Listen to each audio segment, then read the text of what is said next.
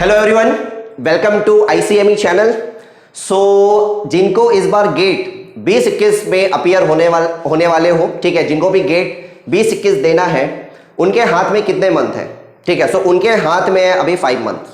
ठीक, अगस्त तो खत्म होने को आ गया है, अभी आपके हाथ में है सितंबर, अक्टूबर, नवंबर, दिसंबर और जनवरी। ठीक है, 5 मंथ्स आपके हाथ में है। इन 5 मंथ्स में आपको क्या चीजें करनी चाहिए, क्या चीजें नहीं करनी चाहिए, ये दोनों चीजें मैं यहां पे डिस्कस करने वाला हूं। ठीक है, आपको क्या करना है और क्या नहीं करना चाहिए, ये दोनों चीजें मैं यहां पे डिस्कस करूंगा।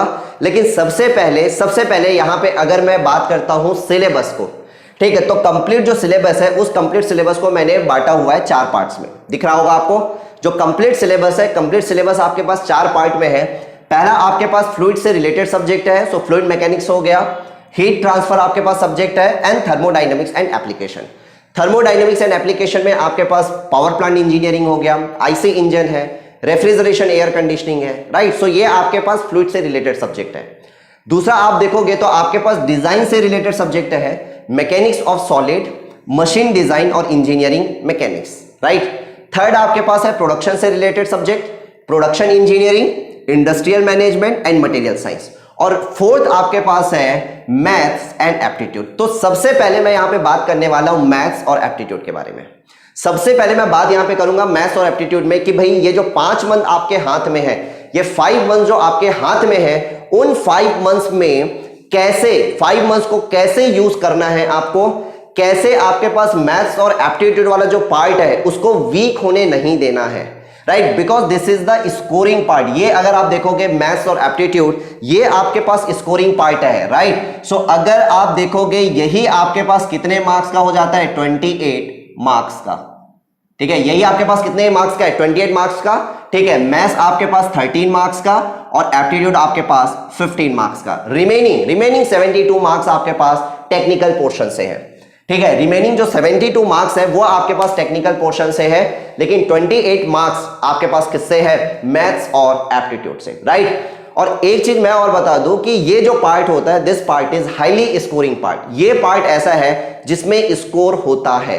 टेक्निकल में आप उतना ज्यादा भले ही स्कोर ना कर पाओ, लेकिन ये जो पार्ट होता है this is the scoring part, इसीलिए इस पार्ट को आप छोड़ नहीं सकते हो, राइट। पहली चीज। दूसरी चीज, इस पार्ट को आपको एंड के लिए भी बचा के नहीं रखना है। ठीक है, कई स्टूडेंट्स ऐसे करते हैं, अरे मैथ्स और एप्टीट्यूड तो है, हो जाएगा, ठीक है, लास्ट में मेरे पास जो 15-20 दिन पड़ेगा ना, बचेगा ना, उसमें मैं मैथ्स और एप्टीट्यूड निपटा लूंगा।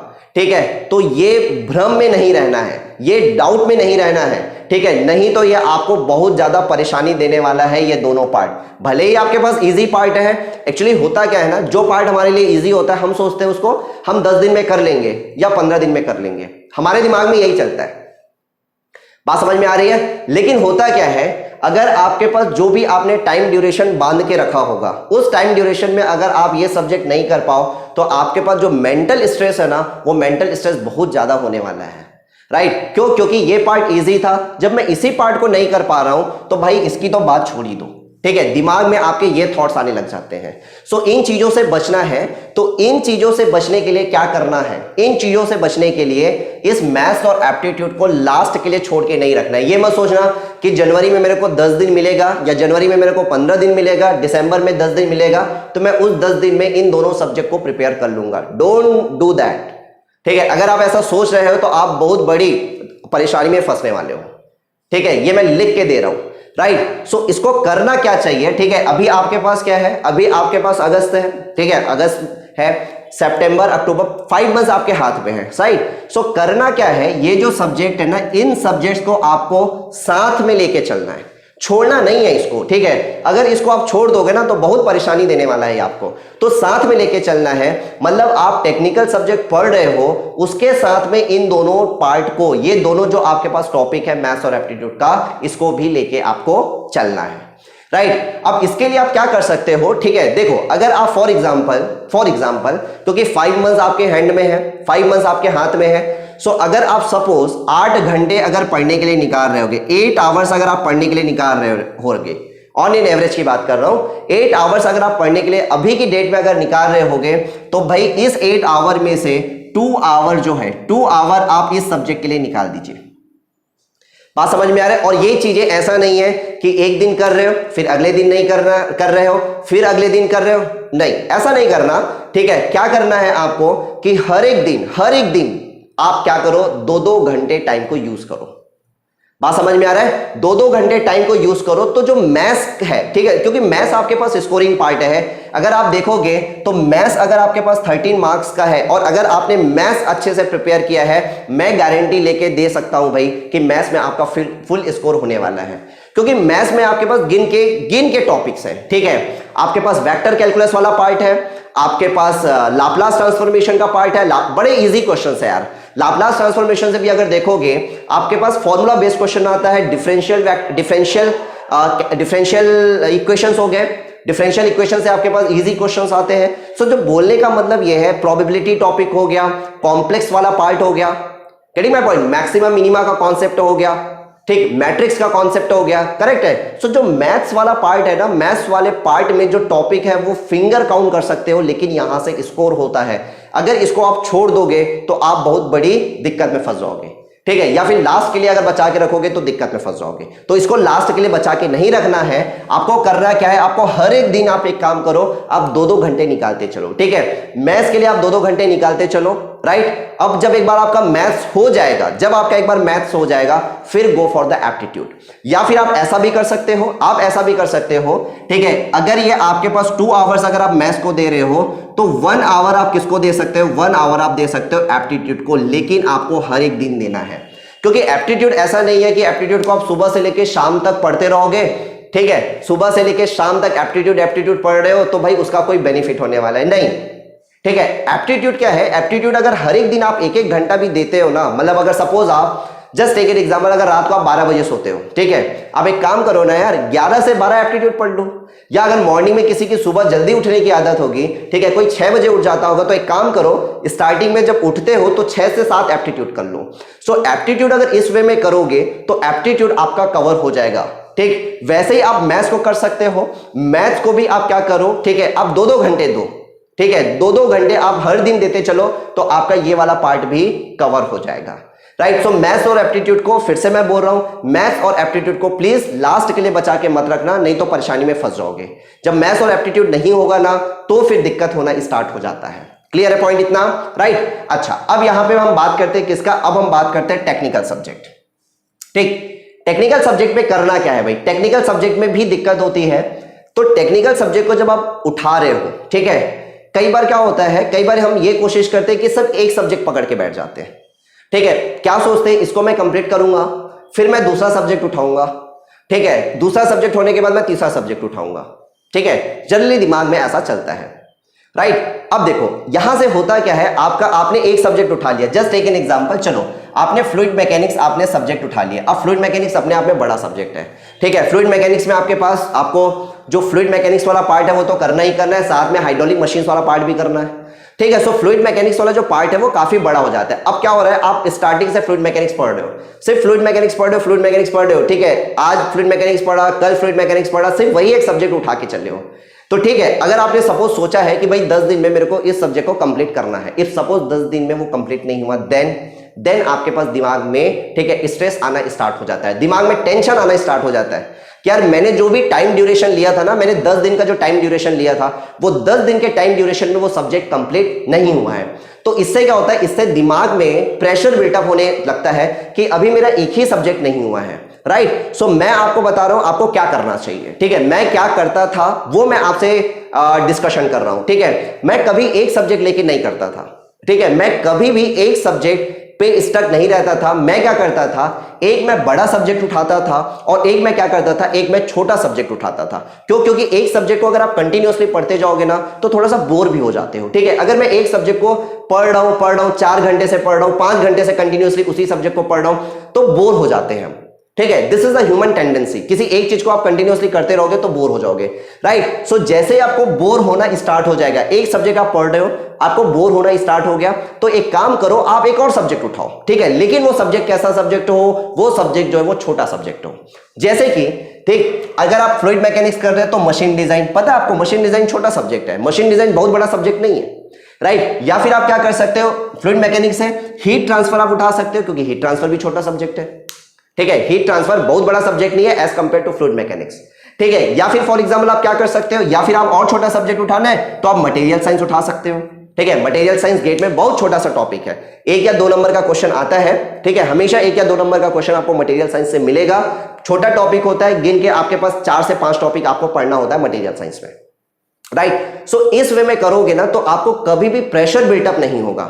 नहीं तो क्या होगा, फिर वही सिचुएशन हो जाएगी कि प्रेशर बिल्टअप होता जाएगा और उससे आपको क्या होगा, डीमोटिवेशन आता जाएगा, ठीक है। सो अपने को डीमोटिवेट नहीं करना है, ठीक है, अपने को डीमोटिवेट नहीं होना है, राइट। इस चीज का हमेशा आप ध्यान रखेंगे, ठीक है। तो मैं आपको जो बता रहा हूं, ठीक है, मैं ये नहीं बता रहा हूं कि आप ऐसा ही करो, ठीक है, I am not saying like this, ठीक है। मैं ये बोल रहा हूं कि भाई अगर ऐसा करोगे तो आपके लिए अच्छा होगा, मैं ये बता रहा हूं आपको।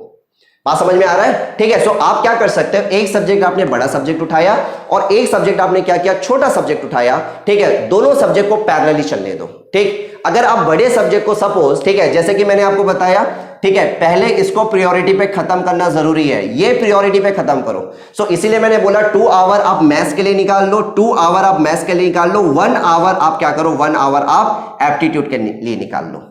रिमेनिंग कितने, अगर मैं 8 घंटे की बात किया हूं, ठीक है, 8 घंटे निकालना चाहिए, ठीक है। अगर आपको, ठीक है, अगर आप अच्छी रैंक उम्मीद कर रहे हो, अच्छी रैंक अगर आप एक्सपेक्ट करते हो तो इस टाइम में मेरे को लगता है कि 8 आवर्स आपको निकालना चाहिए, राइट। सो अगर आप देखोगे तो 3 आवर्स तो उसमें चला गया, आपके पास अभी क्या हो गया, 5 आवर्स पेंडिंग है, 5 आवर्स, ठीक। सो 5 आवर्स में आप क्या कर सकते हो, 5 आवर्स में आप बांट लो 3+2, 5 आवर्स में आप क्या कर लो, आप 3+2 बांट लो।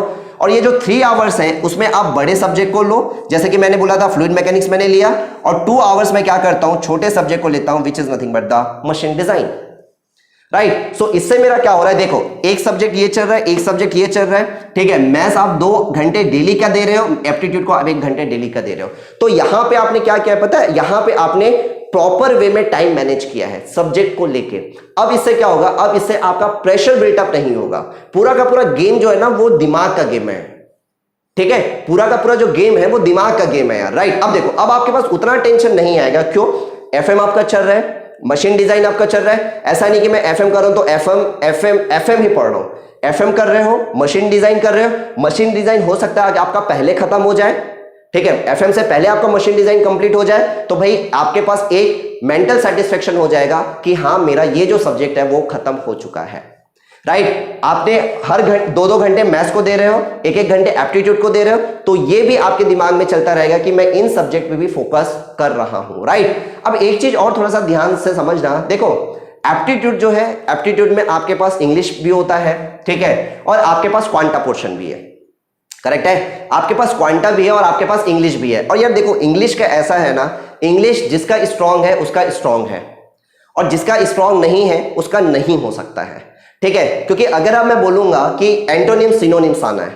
ठीक है, अगर आप देखोगे कि एप्टीट्यूड में आपके पास 1 मार्क्स का एंटोनिम्स और 1 मार्क्स का सिनोनिम्स आ जाता है, ठीक है। अगर आप उस एंटोनिम्स और सिनोनिम्स को कभी पढ़े होगे तो आपसे बनेगा, अदरवाइज आप 1 नंबर के लिए आप इतना ज्यादा, ठीक है, क्योंकि एंटोनिम सिनोनिम्स तो इनफाइनाइट है ना, आप इतना ज्यादा उसको नहीं देख सकते हो, ठीक है। सो बोलने का मतलब ये है, देखो हार्ड वर्क के साथ साथ स्मार्ट वर्क पे भी फोकस करना है, क्योंकि 5 मंथ्स है, ऐसा नहीं आपके पास 1 साल या 2 साल का टाइम है, ठीक। सो 1 साल या 2 साल का टाइम आपके पास है नहीं, आपके पास सिर्फ 5 मंथ्स का टाइम है। सो भाई कोशिश करना है कि भाई हार्ड वर्क तो करनी है, ठीक है। डेफिनेटली आप अगर 8 घंटे दे रहे हो तो भाई हार्ड वर्क है, साथ में अगर हार्ड वर्क में अगर स्मार्ट वर्क का अगर तड़का लगता है ना तो डेफिनेटली वो रिफ्लेक्ट होता है in the form of success. Getting my point, hard work इतने लोग करते हैं लेकिन बहुत कम लोग हैं जो स्मार्ट वर्क पे फोकस कर पाते हैं, ठीक। और आज की डेट में आपको स्मार्ट वर्क करना आना चाहिए। सो बोलने का मतलब ये है कि ऐसा नहीं है कि मुझे पता है एप्टीट्यूड में एंटोनिम सिनोनिम्स आया और मैं एंटोनिम सिनोनिम्स पढ़ते बैठा हूं, कोई बुक मैंने उठा लिया और मैं उस बुक से एंटोनिम सिनोनिम्स पढ़ते बैठा हूं, नहीं, करने की जरूरत ही नहीं है, ठीक है भाई, छोड़ दो उसको, ठीक है। अगर वो आपके पास आएगा भी ना, ठीक है, तो आपके पास 1 मार्क्स के लिए आएगा, 2 मार्क्स के लिए आएगा यार, उसके लिए आप इतना एफर्ट नहीं डाल सकते हो, उसी एफर्ट को किसी और चीज में डालोगे ना तो वहां से शायद आपको फ्रूटफुल रिजल्ट मिले। Getting my point. तो जिसका इंग्लिश वीक है उसको घबराने की भी जरूरत नहीं है, ठीक है। अगर एप्टीट्यूड में अगर आपके पास 2-3 नंबर का अगर इंग्लिश आ भी रहा है, ठीक है, सो रिमेनिंग पोर्शन आपके पास क्या है, क्वांटा पोर्शन है। क्वांटा पोर्शन में आपके पास वर्क एंड टाइम से रिलेटेड प्रॉब्लम आ गया, ठीक है, आपके पास स्ट्रीम बोर्ड से रिलेटेड प्रॉब्लम आ गया, डेटा इंटरप्रिटेशन वाले प्रॉब्लम्स आ गए, ठीक है। तो उन चीजों को आप कर सकते हो। और एक चीज और मैं बताऊं ना, एप्टीट्यूड जो है ना वो पूरा का पूरा माइंड गेम है, राइट। क्या होता है कई बार, ठीक है, बड़ा सिंपल सा क्वेश्चन आता है, लेकिन क्या होता है ना, हम एप्टीट्यूड को कभी छू के गए ही नहीं है, ठीक है। एप्टीट्यूड हमने पढ़ा ही नहीं है, ठीक। वो क्वेश्चन बड़ा आसान क्वेश्चन है।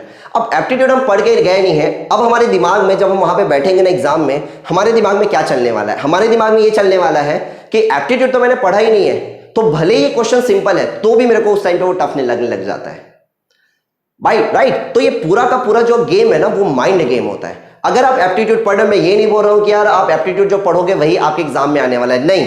लेकिन एप्टीट्यूड ऐसा है ना कि अगर आप पढ़ रहे हो तो वहां पे एटलीस्ट आप क्वेश्चन ट्राई करोगे, और क्वेश्चन ट्राई करोगे विथ कॉन्फिडेंस, तो हो सकता है आप क्वेश्चन बना लो। बात समझ में आ रहा है? तो एक्चुअली एप्टीट्यूड में ये होता है, मेरे साथ ये होता था, क्योंकि एप्टीट्यूड पहले क्या होता था, मैं एप्टीट्यूड पढ़ता नहीं था। सो एप्टीट्यूड पढ़ता नहीं था तो मेरे दिमाग में चलता था कि यार एप्टीट्यूड तो मैंने पढ़ा ही नहीं है, तो मेरे से कैसे बनेगा, ठीक है। सिंपल सिंपल प्रॉब्लम्स भी नहीं बनता था, ठीक। लेकिन क्या हो गया, अब मैं एप्टीट्यूड पढ़ा, सो एप्टीट्यूड पढ़ा तो अब मेरे को एटलीस्ट मैं क्या करता था, वो क्वेश्चन अगर आया है तो मैं उसको कोशिश करता था कॉन्फिडेंस के साथ बनाने का, और वो बनता था। सो एप्टीट्यूड यही मानता है, ठीक। सो इसीलिए मैं बोल रहा हूं कि एप्टीट्यूड के लिए आपको हर दिन 1-1 घंटा देते चलो, ठीक है। 5 महीने का टाइम है, 5 महीने को अगर आप हर महीने 30 दिन भी अगर आप कैलकुलेट करते हो, तो अगर आपके पास 5 महीने तो आपके पास 150 आवर्स होते हैं। 1-1 घंटा ही आपको देना है, ठीक है। और 1-1 घंटे में आपके पास एप्टीट्यूड अच्छे से प्रिपेयर हो जाएगा, अच्छे से प्रिपेयर हो जाएगा। और मैथ्स आप दे रहे हो 2-2 घंटे, तो मैथ्स भी आपके पास अच्छे से प्रिपेयर हो जाएगा। सो यहां पे स्कोर करना, ठीक है, आउट ऑफ 28, अगर मान लो आपके पास 23 भी आ गया, 24 भी आ गया, 25 भी आ गया, तो आपके पास एक एक्स्ट्रा एज रहेगा, ठीक है। लेकिन अगर आप इस पे ध्यान नहीं दोगे तो भाई प्रॉब्लम होगी, राइट। टेक्निकल में उतना ज्यादा आप स्कोर नहीं कर सकते हो, भले आप टेक्निकल के सारे सब्जेक्ट पढ़ के गए हो। क्लियर है पॉइंट, राइट। अब टेक्निकल की जो मैं बात कर रहा था, टेक्निकल में मैं बात कर रहा था कि बड़ा सब्जेक्ट छोटा सब्जेक्ट, ये कॉम्बिनेशन इंपॉर्टेंट है। ये जो कॉम्बिनेशन है ना, बड़ा सब्जेक्ट और छोटा सब्जेक्ट का, this combination is very very important. देखो अगेन मैं बोल रहा हूं, ये पूरा का पूरा गेम माइंड गेम है। अगर आप एक सब्जेक्ट पढ़ोगे ना, तो आपको मेंटल वाला जो मैंने आपको बताया था, मेंटल स्ट्रेस, वो बिल्टअप होता जाएगा कि विद इन टाइम ड्यूरेशन वो सब्जेक्ट कंप्लीट नहीं हो पाया। लेकिन अगर आप 2 से 3 सब्जेक्ट अगर आप उठा के चलते हो पैरेलली, तो आपको दिमाग में वो मेंटल प्रेशर नहीं आएगा। सिर्फ यही होगा, पढ़ना तो आपको सारी चीजें ही है। बात समझ में आया इतना, ठीक है। अब देखो, अब आपके पास यहां से मैंने बताया कि भाई आप फ्लूइड मैकेनिक्स और एमडी उठाइए, और इसी वे में आप क्या करो, इसी वे में आप बाकी सब्जेक्ट भी करते चलो, राइट। एक चीज और, यहां पे टेस्ट, ठीक है। देखो टेस्ट कई बार क्या होता है ना, कई बार जब आप टेस्ट सीरीज इंगेज करते हो, और टेस्ट सीरीज इंगेज करना इंपॉर्टेंट है। अगर आप टेस्ट सीरीज इंगेज नहीं करोगे तो आपको बहुत प्रॉब्लम होने वाली है, ठीक है। क्योंकि टेस्ट सीरीज इंगेज करने से ना हमें अपनी गलतियां पता चलती है कि कहां पे हम सिली मिस्टेक्स कर रहे हैं, ठीक है, कहां पे हमें कॉन्सेप्ट में प्रॉब्लम हो रही है, किस पर्टिकुलर टॉपिक के कॉन्सेप्ट में हमको दिक्कत आ रही है। तो टेस्ट देने का पर्पस ये होता है, मतलब टेस्ट देने का पर्पस है कि अपनी गलतियों से सीखना, इसीलिए टेस्ट देना इंपॉर्टेंट है। अब यार कोई भी रेप्यूटेड इंस्टीट्यूट है, किसी भी रेप्यूटेड इंस्टीट्यूट का आप एक टेस्ट सीरीज उठा लो, तो किसी भी रेप्यूटेड इंस्टीट्यूट का अगर आप एक टेस्ट सीरीज उठाते हो, ठीक, अगर आप टेस्ट देते हो, और टेस्ट देते टाइम पे इस चीज का आप ध्यान रखना कि कैलकुलेटर जो आप यूज करो तो वर्चुअल कैलकुलेटर यूज करो। इवन जब आप क्या करते हो, घर में जब प्रैक्टिस भी करते हो, जब घर में आप प्रैक्टिस भी करते हो, तो कोशिश किया करो वर्चुअल कैलकुलेटर का, क्योंकि आपको एग्जाम में ऑर्डिनरी कैलकुलेटर नहीं मिलने वाला है, आपको एग्जाम में मिलने वाला है वर्चुअल कैलकुलेटर। और उसी वर्चुअल कैलकुलेटर में अगर हैबिट है तो आप आसानी से कैलकुलेशन कर पाओगे, अदरवाइज दिक्कत होगी, ठीक है। फिलहाल फिलहाल काफी सारे जो गेट के प्रॉब्लम्स है, जब से वर्चुअल कैलकुलेटर आया है तब से, हालांकि पहले के कंपेयर में कैलकुलेशन कम है। जो ऑर्डिनरी कैलकुलेटर होता था तब कैलकुलेशन वाला पार्ट है वो ज्यादा होता था, ठीक है। तो अभी जो क्वेश्चंस फ्रेम होते हैं, ठीक है, क्वेश्चंस में कैलकुलेशन उतना ज्यादा नहीं होता है, मैं ये नहीं बोल रहा हूं कि नहीं होता, लेकिन उतना ज्यादा नहीं होता। फिर भी कैलकुलेशन जो होता है उसके लिए तो आपको वर्चुअल कैलकुलेटर ही यूज करना है। और अगर आप ये सोचोगे कि अलग से मैं बाद में, ठीक है, 1 दिन 2 दिन 3 दिन प्रैक्टिस करूंगा वर्चुअल कैलकुलेटर का, तो भाई ऐसा कुछ नहीं होगा, ठीक है। आप क्या करो, जब भी आप कोई क्वेश्चन बनाने बैठते हो, या फिर जब भी आप टेस्ट सीरीज इंगेज कर रहे हो, ऑर्डिनरी कैलकुलेटर को साइड कर दो, वर्चुअल कैलकुलेटर में आप अपना हाथ जमाएंगे, क्योंकि वर्चुअल कैलकुलेटर में काम करना जरूरी है, नहीं तो बाद में वो आपको प्रॉब्लम देने वाला है। अगर आदत ऑर्डिनरी का है, अगर आदत ऑर्डिनरी कैलकुलेटर में है और आप ये सोचोगे कि डायरेक्टली मैं जाके वर्चुअल कैलकुलेटर में वर्क कर पाऊंगा, कैलकुलेशन कर पाऊंगा, नहीं होने वाला है ऐसा।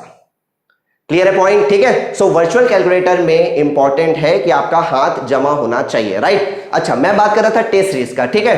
टेस्ट सीरीज कोई भी रेप्यूटेड इंस्टीट्यूट का टेस्ट सीरीज लो, क्योंकि टेस्ट सीरीज का पर्पस होता है खुद की गलतियों से सीखना, ठीक है। मार्क्स कम आ रहे हैं, बिल्कुल भी डिमोटिवेट होने का जरूरत नहीं होता है। कई बार क्या होता है, स्टूडेंट्स क्या होते हैं, अगर आपके पास मार्क्स कम आ रहे हैं, ठीक है, मान लो आपने टॉपिक वाइज आप टेस्ट दे रहे हो, टॉपिक वाइज टेस्ट में आपने 25 मार्क्स का आप सपोज आप टेस्ट दे रहे हो, ठीक, 5 मार्क्स आपके पास आ गए, 4 मार्क्स आ गए, राइट। आप क्या हो जाते हो, बहुत जल्दी डिमोटिवेट हो जाते हो कि भाई ये सब्जेक्ट को तो मैंने बहुत अच्छे से पढ़ के दिया था, ये जो सब्जेक्ट है इस सब्जेक्ट को तो मैंने बहुत अच्छे से पढ़ के दिया था, और साला इसी सब्जेक्ट में मेरे इतने कम मार्क्स आ रहे हैं, तो भाई बाकी के सब्जेक्ट्स में क्या होगा, इतना अच्छा पढ़ने के बाद भी मेरे इस सब्जेक्ट में इतने मार्क्स आ रहे हैं, ठीक है। तो दिमाग में क्या होता है ना, देन निगेटिव थॉट्स स्टार्ट होते हैं।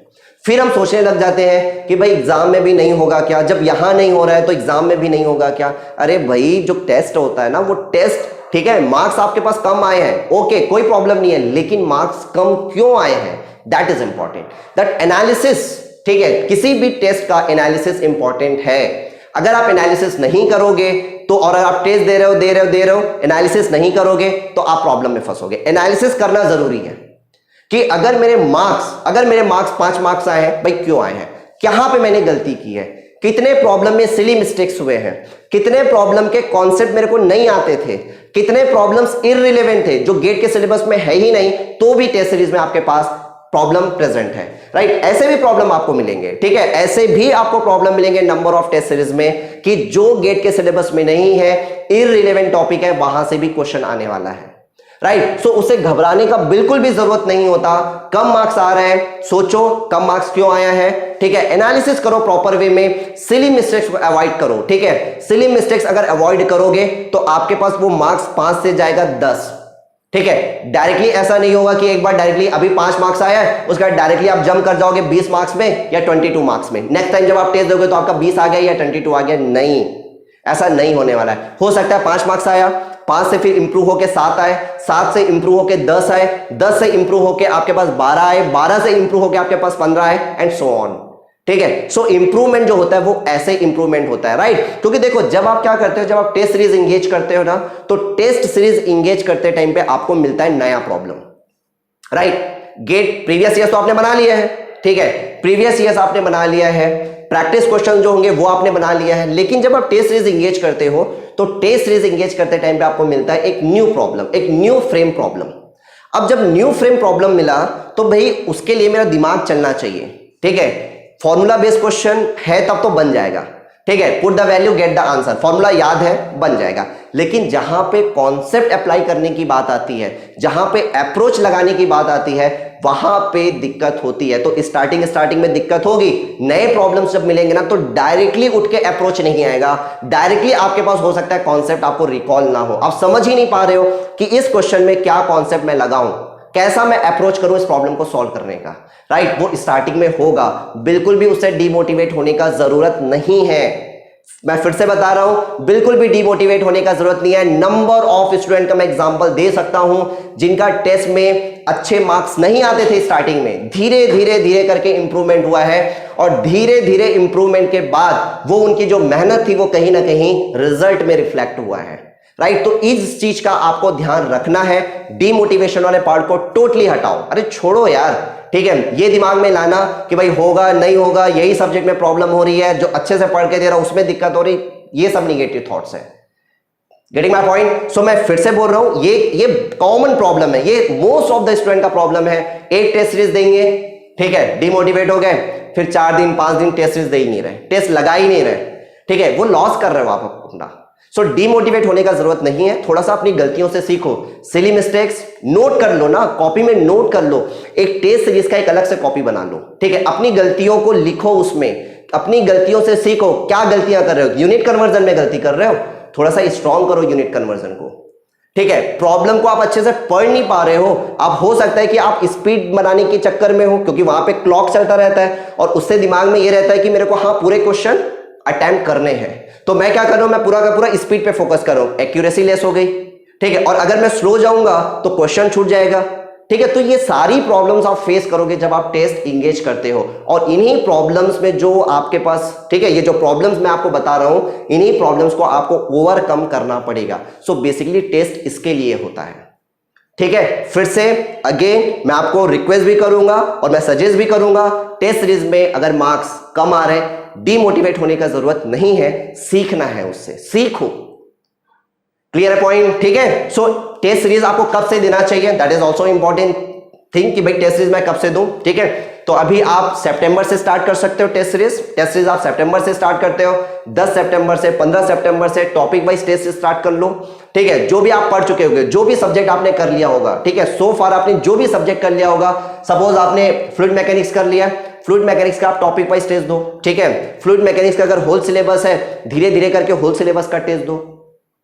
क्लियर है पॉइंट। अगर आपने मशीन डिजाइन कर लिया या मॉस कर लिया तो मॉस के टेस्ट लगाओ, सितंबर से स्टार्ट करो, ठीक है। 15 सितंबर या 10 सितंबर से आप टेस्ट स्टार्ट करो और देखो भाई कि कितना हमने जो क्लास में पढ़ा है, ठीक है, मतलब जिन्होंने भी हमको पढ़ाया है, क्योंकि अब जो क्वेश्चन है वो क्वेश्चन नए फ्रेम क्वेश्चन है, ठीक है। तो नए क्वेश्चन फ्रेम है तो भाई मेरे को अप्रोच आना चाहिए, that is the important thing, right. अच्छा, एक चीज और स्टूडेंट के दिमाग में आता है कि सर प्रीवियस ईयर्स को कितने बार लगाएं, ठीक है। अरे प्रीवियस ईयर जो हमारे पास गेट का जो सॉल्यूशन है या जो भी हमारे पास बुक है XYZ का, उसको हम कितने बार लगाएं, ठीक। आप ईएस के क्वेश्चन भी पैरेलली लगाते चलते हो, ठीक है। गेट के साथ साथ आप ईएस के क्वेश्चन भी लगाते चलते हो, और ईएस के क्वेश्चन देखो, ईएस और गेट दो अलग अलग डोमेन है, ठीक है। अलग अलग डोमेन किस वे में है, क्योंकि समहाउ आपके पास जो ईएस का पेपर होता है ना, कुछ क्वेश्चंस ऐसे होते हैं जो फैक्चुअल क्वेश्चंस होते हैं, ठीक है, समहाउ थ्योरेटिकल क्वेश्चंस होते हैं, assertion reason kind of question होते हैं। तो वो क्वेश्चन अगर नहीं बनता है ना, तो उसमें परेशानी वाला कोई बात नहीं है, ठीक है, क्योंकि उसके लिए फिर आपको बुक्स पढ़ना पड़ेगा, और इन 5 मंथ्स में आपके पास बुक पढ़ने का टाइम नहीं है। तो अगर आप ईएस के क्वेश्चन भी अगर आप प्रैक्टिस कर रहे हो, तो ईएस के उन क्वेश्चंस को फोकस करो, ठीक है, जो आपके पास न्यूमेरिकल बेस्ड क्वेश्चन है, ठीक है, न्यूमेरिकल बेस्ड क्वेश्चन है, ठीक है, कॉन्सेप्चुअल क्वेश्चन है, उन क्वेश्चन में फोकस करो rather than the factual questions, ठीक है। गेट के जो प्रीवियस ईयर्स है कितनी बार लगाएं, ये भी आपके पास डाउट आता है स्टूडेंट्स का, ठीक है। 2 बार 3 बार लगा लो, कोई दिक्कत नहीं है, लेकिन आप ये सोचोगे कि सिर्फ मैं गेट का प्रीवियस ईयर्स ही लगाते रहूं, मैं टेस्ट ना दूं, तो भाई ये एक रॉन्ग अप्रोच है। क्योंकि पता है क्या होता है, अब भाई जितने प्रीवियस ईयर, जितनी बार आप प्रीवियस ईयर्स के क्वेश्चन लगाओगे ना, आपको तो उसका कॉन्सेप्ट याद हो चुका होता है, ठीक है। उसका अगर एक प्रॉब्लम आप उठा के बैठे हो, ठीक है, अगर उस प्रॉब्लम को आज आपने बनाया, 2 महीने के बाद भी उस प्रॉब्लम को बनाओगे ना, तो तुम्हारे दिमाग में उस प्रॉब्लम से रिलेटेड आपको कॉन्सेप्ट याद रहता है, राइट। तो आपने 2 बार बना लिया, 3 बार बना लिया, ओके, सफिशिएंट है, ठीक है। ऐसा नहीं कि सिर्फ और सिर्फ प्रीवियस ईयर्स को बना बना के बार बार देख रहे हो, अरे कुछ नहीं हो रहा है उसमें, ठीक है। वो तो कॉन्सेप्ट तो भाई तुमको याद हो चुका है, तुमको पता चल गया कि ये क्वेश्चन है, इस क्वेश्चन में क्या अप्रोच लगाना है, राइट। और एक चीज और, जब आप प्रीवियस ईयर्स के जब क्वेश्चन लगाते हो ना, ठीक है, ये मैं काफी ज्यादा ये मैं फील करता हूं कि स्टूडेंट इस चीज को समझ नहीं पाते। देखो, जब आप प्रीवियस ईयर्स के क्वेश्चंस लगाते हो ना, तो थोड़ा सा आप अपनी थिंकिंग जो एबिलिटी है उसको डेवलप करो, ठीक है। मतलब बोलने का मतलब क्या है मेरा, कि अगर ये क्वेश्चन ऐसे फ्रेम हुआ है, तो कल के दिन में अगर इसी कॉन्सेप्ट से अगर क्वेश्चन आता है, तो और क्या क्या पूछ सकता है, तो थोड़ा सोचो, ठीक है। ये आप बहुत अच्छे से अंडरस्टैंड कर पाओगे जब उस पर्टिकुलर कॉन्सेप्ट में, पर्टिकुलर क्वेश्चन का कॉन्सेप्ट आपको डेप्थ में क्लियर होगा। Getting my point. कोई एक प्रॉब्लम आप उठा रहे हो, कोई प्रॉब्लम में एक सर्टेन कॉन्सेप्ट यूज हो रहा है, सो उस कॉन्सेप्ट का आपको डेप्थ में अगर नॉलेज है, अब आप सोचो कि वो जो प्रॉब्लम है और किस किस तरीके से फ्रेम हो सकता है। बात समझ में आ रहा है? जैसे जस्ट टेक एन एग्जांपल कि भाई जैसे सपोज थ्योरी ऑफ फेलियर्स आप पढ़ रहे हो, थ्योरी ऑफ फेलियर्स में, ठीक है, आपके पास रिलेशन होता है SSY और SYT का, ठीक है। आपके पास प्रीवियस ईयर्स में कभी आपको पूछा था वॉन माइसेस थ्योरी ऑफ फेलियर से SSY और SYT के बीच में रिलेशन क्या होता है, आपको शायद SYT दे दिया गया था, यील्ड टेंसाइल स्ट्रेंथ दे दिया गया था, और क्वेश्चन में आपको बोलता है कि बताओ यील्ड शियर स्ट्रेंथ कितना होगा, ठीक है। अब देखो, वॉन माइसेस से पूछ चुका है, तो ऐसा नहीं है कि आपके पास बाकी से नहीं पूछ सकता, बोल देगा बताओ Saint William theory of failure से क्या होगा, ठीक है, या फिर आपके पास बोल देगा कि बताइए आपके पास हेग थ्योरी ऑफ फेलियर से क्या होगा, ठीक है, या गेस्ट थ्योरी ऑफ फेलियर से क्या होगा, ठीक। तो आपको समझते हुए चलना है कि अगर एक प्रॉब्लम है मेरे पास, तो इस प्रॉब्लम में और क्या क्या चीजें पूछ सकता है, तो ये आपको दिमाग में थोड़ा सा डेवलप करना पड़ेगा, ये चीज थोड़ा सोचना पड़ेगा आपको। क्लियर है पॉइंट? तो टेस्ट सीरीज एंगेज करना इंपॉर्टेंट है, वर्चुअल कैलकुलेटर में आपकी कमांड होनी चाहिए, क्योंकि वर्चुअल कैलकुलेटर में आप कमांड नहीं होगी, डायरेक्टली आप बोलोगे कि एग्जाम में जाके मैं वर्चुअल कैलकुलेटर यूज करूं और कुछ तूफानी हो जाए, तो कुछ तूफानी नहीं होने वाला है, प्रैक्टिस करनी पड़ेगी आपको, right. Test series proper analysis मांगता है, जो गलतियां आप कर रहे हो ना उसको भाई कॉपी में नोट कर लो, ठीक है। कुछ नए क्वेश्चन आपको मिलते हैं, कुछ अच्छे क्वेश्चंस आपको मिलते हैं जो लगता है ठीक है टेस्ट सीरीज में मेरे को दिख रहा है पहले अटेम्प्ट में नहीं बना, बट अच्छा प्रॉब्लम है कि मेरे को बाद में भी इस क्वेश्चन को प्रैक्टिस करना चाहिए, जब मेरे पास टाइम मिले तो उस क्वेश्चन को मेरे को प्रैक्टिस करना चाहिए। तो उस क्वेश्चन को अगर प्रैक्टिस करना है तो बिल्कुल बिल्कुल उसको आप कॉपी में नोट कर लो, राइट। और शॉर्ट नोट्स तो आपने बनाया ही होगा, और शॉर्ट नोट्स अगर नहीं बनाया है तो भाई शॉर्ट नोट्स बनाना पड़ेगा, ठीक है, क्योंकि ऐसा बिल्कुल नहीं है कि इस सब्जेक्ट के रिवीजन के लिए आप पूरी की पूरी कॉपी उठा के पढ़ोगे, नहीं, शॉर्ट नोट्स बनाओ, शॉर्ट नोट्स बनाना पड़ेगा, ठीक है। क्योंकि अभी देखो, अभी अपने को लगता है कि भाई हम शॉर्ट नोट्स बना के टाइम वेस्ट कर रहे हैं, अरे बाबू टाइम वेस्ट नहीं है, वो वही तो सबसे ज्यादा काम की चीज है, ठीक है। जब आपको एंड ऑफ द डे, जब आप दिसंबर में सपोज आप रिवीजन कर रहे होगे, तो सोचो आपको अगर सॉम का रिवीजन करना है तो क्या पूरी की पूरी सॉम की कॉपी पलटोगे क्या? अगर आपको सपोज थर्मोडायनेमिक्स का रिवीजन करना है तो पूरा का पूरा आप थर्मोडायनेमिक्स पलटोगे क्या? नहीं, ठीक है। एक जो आपका शॉर्ट नोट्स बना है उन्हीं शॉर्ट नोट्स को आप रिवाइज करो, नंबर ऑफ टाइम्स रिवाइज करो, फॉर्मूलेस पूरे लिखे हुए हैं। हम कई बार गलतियां कहां करते हैं, हम फॉर्मूले बेस्ड क्वेश्चन में भी गलतियां करके आते हैं, क्यों? क्योंकि हमको यही नहीं पता होता, डाउट हो जाता है वहां पे, प्लस माइनस मल्टीप्लाई डिवीजन, ये सब सिली मिस्टेक्स हो जाते हैं, फॉर्मूले अच्छे से हमको रिकॉल होता नहीं, और फॉर्मूले बेस्ड क्वेश्चन को भी हम गलत करके आते हैं। और गेट के एग्जाम में भी अभी आप देखोगे आपके पास 30 to 40% प्रॉब्लम जो होता है वो फॉर्मूला बेस्ड प्रॉब्लम होता है। फॉर्मूला याद है तो क्वेश्चंस बनेंगे, ठीक है, फॉर्मूला याद है, थोड़ा कॉन्सेप्ट थोड़ा सा घुमा के दिया गया है तो आप बना लोगे, और फॉर्मूला ही गलत अगर अप्लाई कर रहे हो तो भाई आप उम्मीद कैसे करोगे कि आपका आंसर सही आने वाला है, ठीक है। तो फॉर्मूलाइज आपको तो मुंह जुबानी याद होने चाहिए, मुंह जुबानी, ठीक। सो उसके लिए ऐसा नहीं है कि एक बार रिवीजन करोगे, 2 बार रिवीजन करोगे, 3 बार रिवीजन करोगे तो होगा, नंबर ऑफ टाइम्स आपको उस शॉर्ट कॉपी को, जो शॉर्ट नोट्स आप बना रहे हो उन शॉर्ट नोट्स को आपको नंबर ऑफ टाइम्स आपको रिवीजन करना पड़ेगा, तब कहीं जाके वो दिमाग में वो फॉर्मूलेस बैठेंगे और कभी भी आप फॉर्मूले के बेसिस पे फिर गलतियां नहीं करोगे। बात समझ में आ रहा है, ठीक है। तो ये सारी चीजों को ध्यान देना है। और देखो एक चीज और, वेटेज वाले सब्जेक्ट को भी आपको ध्यान देना है कि किस सब्जेक्ट का वेटेज है। जैसे कि आप सपोज समझोगे, जैसे प्रोडक्शन इंजीनियरिंग, आपको पता है प्रोडक्शन इंजीनियरिंग से हर साल 13 से 15 नंबर का क्वेश्चन आता है, हर साल, चाहे कोई भी आईआईटी सेट करे, हर साल आपके पास 13 से 15 नंबर का क्वेश्चन आता है। थर्मोडायनेमिक्स और एप्लीकेशन जो आपके पास कॉन्सेप्चुअल पार्ट है, यहां से भी आप देखोगे पूरा का पूरा एप्लीकेशन थर्मोडायनेमिक्स, यहां से भी आप देखोगे हर साल आपके पास 10 से 12 मार्क्स का क्वेश्चन आता है ऑन एन एवरेज। तो भाई ये स्कोरिंग पार्ट है, ये आपके पास स्कोरिंग पार्ट है, ये आपके पास स्कोरिंग पार्ट है। तो जैसे मैंने बताया था कि एक बड़ा सब्जेक्ट एक छोटा सब्जेक्ट का जो कॉम्बिनेशन हम ले रहे हैं, तो इसको आप ऐसा भी बना सकते हो, एक मेरे पास क्या है, एक मेरे पास, ठीक है, ज्यादा वेटेज वाला सब्जेक्ट है, ठीक है, एक मेरे पास क्या है, एक मेरे पास जैसे मशीन डिजाइन का वेटेज आपके पास कितना होता है, 5 to 6 मार्क्स का, ठीक है। तो एक मैंने क्या किया, एक मैंने बड़ा वेटेज वाला सब्जेक्ट ले लिया, और एक मैंने क्या कर दिया, मैंने थोड़ा सा जो उससे कम वेटेज है वो वाला सब्जेक्ट ले लिया, ठीक है। सो इसके अकॉर्डिंग भी आपको सोचना है, ठीक, क्योंकि 5 मंथ्स है तो 5 मंथ्स में आपके पास उन सब्जेक्ट पे फोकस करना है जिनका वेटेज आपके एग्जाम में अच्छा है, ठीक है। प्रोडक्शन इंजीनियरिंग से हर साल कोई भी आईआईटी पेपर सेट करे, ठीक है, आपके पास 13 to 15 मार्क्स का क्वेश्चन मिलता ही मिलता है। और देखो जैसे प्रोडक्शन इंजीनियरिंग हो गया, इसकी अगर आप, ठीक है, प्रोडक्शन इंजीनियरिंग क्योंकि इनफाइनाइट है, ठीक है, हर साल 1-2 क्वेश्चन आपको नया दिख ही जाता है, ठीक है, जो कॉन्सेप्ट हमको कहीं नहीं पढ़ाया जाता, हर साल आपके पास क्या होता है, आपके पास, ठीक है, 1-2 क्वेश्चन तो आपको ऐसा मिल ही जाएगा कि वो कहीं नहीं कवर किया गया होगा, राइट। तो इसके लिए आप क्या कर सकते हो, इसके लिए जैसे आपके पास प्रोडक्शन इंजीनियरिंग डिपार्टमेंट से भी पेपर होता है, P&I से भी आपके पास पेपर होता है, आप वहां के क्वेश्चन को भी प्रैक्टिस करो। ऐसा नहीं है कि मैं मैकेनिकल वाला हूं तो सिर्फ मैं मैकेनिकल इंजीनियरिंग के प्रीवियस ईयर्स के प्रोडक्शन के क्वेश्चंस लगाऊंगा, नहीं, अरे भाई प्रोडक्शन एंड इंडस्ट्रियल का जो आपके पास पेपर होता है ना, उस डिपार्टमेंट का या उस स्ट्रीम का जो पेपर होता है उसके क्वेश्चन भी आप प्रोडक्शन के लगाओ, क्लियर है। वैसे ही अगर मैं बात करूं, वैसे ही अगर मॉस हो गया तो मॉस पे सिर्फ मैकेनिकल के क्वेश्चन मत लगाओ, ठीक है, सिविल के भी क्वेश्चंस लगाओ, ठीक है, मैकेनिकल के क्वेश्चन तो लगाना ही लगाना है, साथ में आप सिविल के क्वेश्चंस लगाओ, राइट। उसके अलावा आपके पास जैसे इंजीनियरिंग साइंस हो गया, इंजीनियरिंग साइंस के भी आप देखोगे, इंजीनियरिंग साइंस का जो प्रीवियस ईयर है उसमें भी आपको सॉम के अच्छे क्वेश्चंस मिलेंगे। वैसे ही सेम चीज है एफएम के लिए एप्लीकेबल है, ठीक है, सिविल का क्वेश्चन भी लगाओ, मैकेनिकल के हो तो मैकेनिकल का तो लगाओगे ही लगाओगे, साथ में सिविल के लगाओ, ठीक है, इंजीनियरिंग साइंस डिपार्टमेंट का जो पेपर होता है उसके आप क्वेश्चंस लगाओ। सो नंबर ऑफ क्वेश्चन आपके पास है, बात समझ में आ रहा है। और ये सारे जैसे मैंने मॉस का बताया, ठीक है, सिविल में आया हुआ क्वेश्चन लगाओगे तो भाई वो कॉन्सेप्चुअल क्वेश्चन होगा, ठीक है। इंजीनियरिंग साइंस में अगर कोई क्वेश्चन आया तो वो कॉन्सेप्चुअल क्वेश्चन है, उन कॉन्सेप्चुअल क्वेश्चन को बनाइए।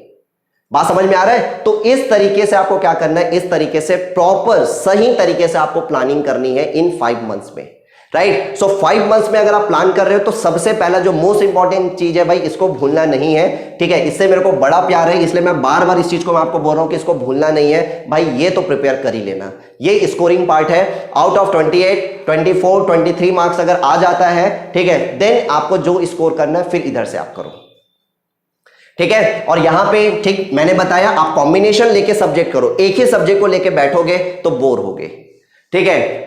3 घंटा पढ़ा फिर लगेगा यार उबासी लग रहा है, बोर हो रहा हूं मैं एक सब्जेक्ट पढ़ पढ़ के, ठीक है। फिर क्या करोगे, 1 घंटा रेस्ट करोगे फिर आके पढ़ोगे, ठीक है। तो ऐसा मत करो, बेटर इज दैट आप कॉम्बिनेशन बनाओ, ठीक है। कॉम्बिनेशन, 2 सब्जेक्ट का कॉम्बिनेशन बनाओ, पैरेलली चलने दो, ठीक है, साथ में, ठीक है। एक सब्जेक्ट हो सकता है छोटा सब्जेक्ट पहले खत्म हो जाए, बड़ा सब्जेक्ट आपके पास बाद में खत्म होगा, ठीक है। सो इस वे में आपको प्रॉपर प्लानिंग रखनी है, ठीक है। मैंने फिर से बोल रहा हूं, हार्ड वर्क ऑलमोस्ट सब लोग करते हैं, थोड़ा सा आपको स्मार्ट वर्क करना पड़ेगा। और एक चीज और मैं यहां पे बता रहा हूं, देखो इस साल आपके पास मैकेनिकल का सिलेबस चेंज हुआ था, और मैकेनिकल का सिलेबस जो चेंज हुआ है उसमें नए टॉपिक्स ऐड हुए हैं, ठीक है। जैसे कि मॉस में, ठीक है, मॉस में आपके पास शेयर सेंटर टॉपिक ऐड हुआ है। तो शेयर सेंटर में क्या क्या चीजें इंपॉर्टेंट होता है, what is a share centre, share centre होता क्या है, ठीक है, शेयर सेंटर लोकेट कैसे करते हैं, एंड शेयर फ्लो, ये इंपॉर्टेंट है, ठीक है। सो सिंस जो नया टॉपिक ऐड हुआ है ना, तो वहां से क्वेश्चन आने की उम्मीद, ठीक है, हमेशा रहती है। तो शेयर सेंटर हो गया। वैसे ही अगर मैं बात करता हूं थर्मोडायनेमिक्स का जो एप्लीकेशन वाला पार्ट है पावर प्लांट इंजीनियरिंग में, स्टीम टरबाइन से आपको क्वेश्चन देखने को मिल सकता है, गैस टरबाइन से आपको क्वेश्चन देखने को मिल सकता है, राइट। वैसे ही अगर मैं बात करूं, जैसे इंजीनियरिंग मैकेनिक्स में क्या किया था, जो फ्रिक्शन का जो आपके पास कॉन्सेप्ट है उसको आपके पास एक्सपैंड किया गया है, मतलब स्क्रू जैक भी आ गया है, belt and pulley drive system भी आ गया है, ठीक है। तो वेज वाले प्रॉब्लम्स तो पहले भी आते थे, खैर उसमें दिक्कत नहीं है। तो बेसिकली जो नया पार्ट ऐड हुआ है ना, उन नए पार्ट से क्वेश्चन आने की उम्मीद हमेशा रहती है। नए टॉपिक जो ऐड हुए हैं वहां से क्वेश्चन हमेशा आप उम्मीद कर सकते हो। तो जो नया आपके पास टॉपिक ऐड हुआ है ना, उसको लाइट नहीं लेना है, उसको करना है आपको। बात समझ में आ रहा है, ठीक है। तो इस वे में आप करिए, ठीक है, एक सही प्लानिंग, ठीक है। मैं ये नहीं बोल रहा हूं यार अब जो मैं बताया उसी को फॉलो करो, ठीक है। मैंने आपको बहुत जेन्युइन चीज बताई है, ठीक है, मैंने कोई फालतू की बात नहीं कर रहा हूं, एकदम जेन्युइन चीज बता रहा हूं कि अगर आप ऐसे करोगे तो आपको फायदा हो सकता है। अगर कोई किसी को लगता है कि नहीं मेरे को किसी और तरीके से करना चाहिए जिससे मेरे को ज्यादा फायदा होगा, अरे करो, कोई दिक्कत नहीं है। मैं आपको बता रहा हूं कि मैंने क्या किया था, मैं सिर्फ वही चीजें आपसे डिस्कस कर रहा हूं यहां पे। तो जो मैंने किया था अगर वो मेरे लिए फ्रूटफुल हो सकता है तो माइट भी हो सकता है वो आपके लिए भी फ्रूटफुल हो, ठीक है। उस तरीके से मैं आपको समझा रहा हूं, ठीक है। तो ये बिल्कुल मत सोचना कि मैं इसी को क्यों फॉलो करूं, मैं बोल भी नहीं रहा हूं कि तुम इसी को फॉलो करो, ठीक है। मैं बस बता रहा हूं कि ये जो 5 मंथ्स है, जो आपके पास 5 मंथ्स मतलब अगर आप काउंट करोगे तो 30 मल्टीप्लाइड बाई 5, ठीक है, ये हो गया आपके पास 150 डेज। 150 डेज को कैसे आपको सही तरीके से यूज करना है, सही तरीके से यूज करना है, ये इंपॉर्टेंट है। बात समझ में आ रहा है। 150 डेज को आपको कैसे बांटना है ताकि आपके पास सब्जेक्ट जो है वो कवर हो जाए, राइट। जैसे मशीन डिजाइन सब्जेक्ट उठा लोगे तो मशीन डिजाइन सब्जेक्ट में आपको पता है, देखो बियरिंग क्वेश्चन आता ही है, ठीक है, क्लचेस क्वेश्चन आता है, उसमें टॉपिक आसान है, ठीक है, क्वेश्चन भी ऑलमोस्ट आपको देखने को मिल ही जाता है। तो आप छोड़ नहीं सकते हो, ठीक है, आप टॉपिक कोई भी छोड़ नहीं सकते हो, क्योंकि अगर कोई टॉपिक अगर आप छोड़ रहे हो सकता है कि उसी टॉपिक से उस साल का सबसे इजी क्वेश्चन आ गया हो, ठीक है। आज की डेट में क्या होता है ना, क्योंकि कंपटीशन आपको ही पता है कितना, एक क्वेश्चन अगर आप छोड़ दोगे, ठीक है, तो आपको पता है आपका रैंक कहां से कहां चले जाने वाला है, ठीक है। तो आप कोई भी सब्जेक्ट को, ठीक है, कंप्लीटली ऐसे छोड़ नहीं सकते। बात समझ में आ रहा है। इफ सपोज ये भी होता है कि कोई टॉपिक सपोज, ठीक है, कई बार हमारे दिमाग में ये होता है कि सपोज मेरे को कोई किसी सब्जेक्ट का कोई टॉपिक मेरे को टफ लग रहा है, ठीक, और कोई टॉपिक अगर मेरे को टफ लग रहा है, अब मैं उसमें, ठीक है, मैंने चलो एक बार कोशिश कर लिया, 2 बार कोशिश कर लिया, भाई वो टॉपिक मेरे से हो ही नहीं पा रहा है, यार छोड़ दो, हटाओ, फिर उस समय छोड़ दो उस टॉपिक को, ठीक है, उस समय उस टॉपिक को आप छोड़ दो, क्योंकि एक बार आप देख चुके हैं, 2 बार आप देख चुके हैं, वो टॉपिक में आपको प्रॉब्लम आ ही रहा है, तो वो टॉपिक को छोड़ दो, लेकिन उस टॉपिक को कंप्लीटली मत छोड़ना, ठीक है, छोड़ना कंप्लीटली मत छोड़ना। क्यों मैं बोल रहा हूं, देखो अगर फॉर एग्जांपल उस टॉपिक से कोई आपके पास फॉर्मूलेज है, है ना। जैसे कि for example, just take an example, जैसे सपोज आप गायरोस्कोप पढ़ रहे हो, ठीक है, थ्योरी ऑफ मशीन में गायरोस्कोप पढ़ रहे हो, गायरोस्कोप नहीं समझ आ रहा है, ठीक है, कुछ फॉर्मुलेज होंगे, दिमाग में बैठा लो, ठीक है, तो कल के दिन में अगर फॉर्मूला बेस्ड क्वेश्चन आता है तो एटलीस्ट करके तो आओगे, ठीक है। सो कई बार ये थोड़ा सा फंडा, ये तरीका अपने को अपनाना पड़ता है, ठीक है। कॉन्सेप्ट अगर उस पर्टिकुलर टॉपिक के नहीं क्लियर है ना, अगर कोई मेरे पास ट्रिकी क्वेश्चन आ जाएगा, कोई मोर कॉन्सेप्चुअल क्वेश्चन आ जाएगा, तो वो ऐसे भी तुमसे नहीं बनने वाला है, वो ऐसे भी तुमसे नहीं बनने वाला है। और उस टॉपिक को अगर तुम कंप्लीटली छोड़ दोगे ना, तो अगर फॉर्मूला बेस्ड क्वेश्चन आएगा तो भी वो तुमसे नहीं बनेगा। तो भाई एटलीस्ट फॉर्मूला बेस्ड कोई क्वेश्चन आए तो मेरे से बन जाए, ठीक है। तो टॉपिक अगर कोई डिफिकल्ट लगता है, छोड़ो, उसको हटाओ, लेकिन उसको कैसे आपको हटाना है, कैसे लिव इट करना है, वो आपको पता होना चाहिए, कैसे छोड़ना है वो आपको पता होना चाहिए, ठीक है। एटलीस्ट इतना बना लो उस पर्टिकुलर टॉपिक से कि अगर कोई फॉर्मूला बेस्ड क्वेश्चन आए तो मैं उस क्वेश्चन को बना पाऊं। क्लियर पॉइंट, ठीक है। तो ये मैंने आपको बताया कि भाई आपको 5 मंथ्स में, ठीक है, क्या करना चाहिए, राइट। सो इस चीज को थोड़ा सा ध्यान रखना, ठीक है। बाकी मैं और आते रहूंगा और चीजें हम डिस्कस करते रहेंगे, ठीक है। चलिए, थैंक यू।